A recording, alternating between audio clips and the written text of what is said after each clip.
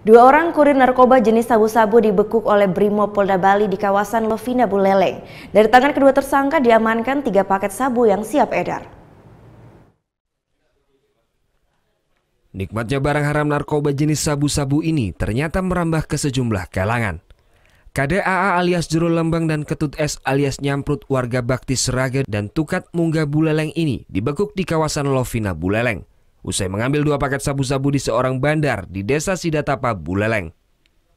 Setelah dilakukan penggeledahan, polisi hanya menemukan 1 paket sabu-sabu bekas pakai.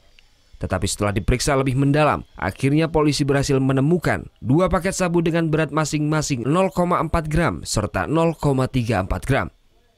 Barang haram tersebut dibuang di kawasan Traffic Light Lovina setelah ketakutan melihat aparat Polda Bali. 0,02 dan yang diketemukan di TKP yang dibuang oleh tersangka 0,34 gram. Patut ini jaringan baru atau gimana, Pak? Masih tetap jaringan lama. Jaringan lama. Kami kemarin sudah langsung melakukan penggeledahan di Sidatapa yang diduga yang memberikan kristal bening berupa sabu. Tapi di sana masih nihil.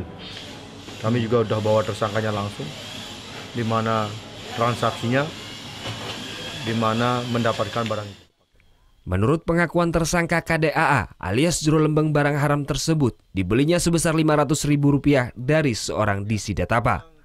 Tersangka menjelaskan barang haram tersebut akan dikonsumsinya berdua di rumahnya bersama rekan Ketut S alias Nyamprut. Tersangka yang telah menjadi target polisi ini mengaku telah menggunakan sabu-sabu ini sejak 7 tahun silam. Kedua tersangka dijerat pasal 112 dan Undang-Undang RI Nomor 35 Tahun 2009 tentang narkotika.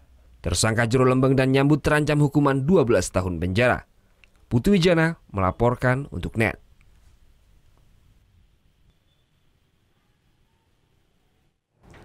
Thank you. Udah selesai nonton beritanya? Jangan pergi dulu dong. Subscribe dulu dan nonton tayangan lainnya di sini. Subscribe, nonton lagi. Subscribe, nonton lagi. Kak.